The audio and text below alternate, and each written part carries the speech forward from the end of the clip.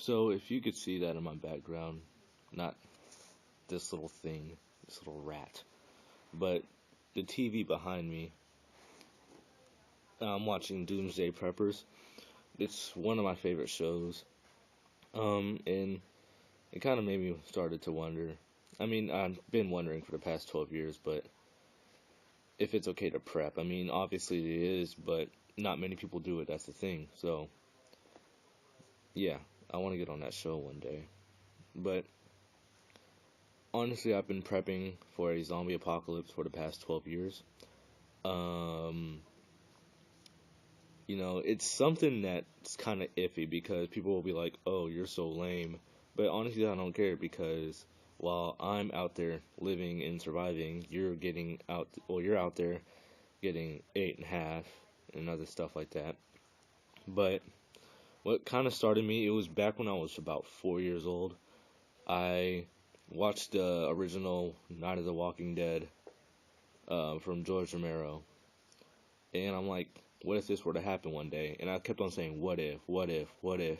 And all was wrong related to the zombie apocalypse. So I went out. Well, I didn't go out. I went out my way, actually, and started prepping somewhat mentally.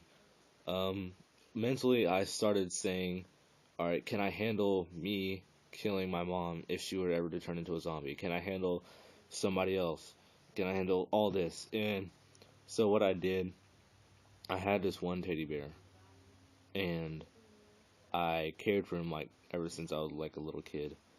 So like a few months after this, when I was well into my prepping, I decided to rip him apart, and I could handle it, but afterwards I couldn't handle myself. I felt like the stupidest person in the world because I destroyed something I cared for. But you know, it showed me that I'm like, okay, if I could destroy something I've cared for, and if I work on it in the next few years, how to be a more emotionally strong, letting myself know that hey, at least they're not suffering this pestilence, then I would be able to be good. So, and then I was doing that. Um, then when I got older, about 6, 7, I started doing with weapons, thinking about tactical ways to take them down. I saw that killing, like shooting them in the head or destroying the brain would help. So, blunt force objects would definitely help. Um, what else? I also, uh, like, started thinking about gear, what I could bring, a backpack full of essentials just in case I need a bug out bag, as they'd call. I'd fill it up with, well, I didn't fill it up, but I put water bottles in there, some crackers, a Capri Sun or two, a few little sweets, something a kid would bring.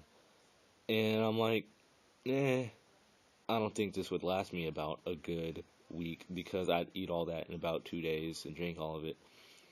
So I kind of stopped, but I kept on thinking, hey, emotional aspect. So emotionally, I was still training, but physically, I wasn't. Then about 9, I almost stopped completely. But then I said, okay, what if the zombies were fast? Because then I saw 44 days later. And I'm like, okay, what is their fast?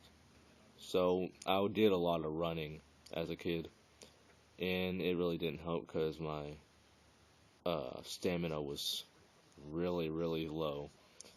I mean, it kind of helped, but I'm getting nowhere. And let's see, fast forward 6th grade, how old was I? About 12. Um, no, it was the summer after 6th grade. I got a book by Max Brooks called uh, Zombie Survival Guide. And I read it front, back again, and then another front, back. And that's when I really started getting more into the weapons aspects, survival aspects, where to sleep, how to sleep, um, groups, group sizes, key places to go, that's when I'm like, okay, now my training's really starting to get intense. Well, not intense, but it's more serious. And then 8th grade, I brought up the question again: what if they could run fast? What if they can keep up with me? Or what if they are slow, but I'm cornered? Then that's when I got in my training to parkour. I'm going to upload videos as soon as that, but that's a different story. But then I started doing my parkour.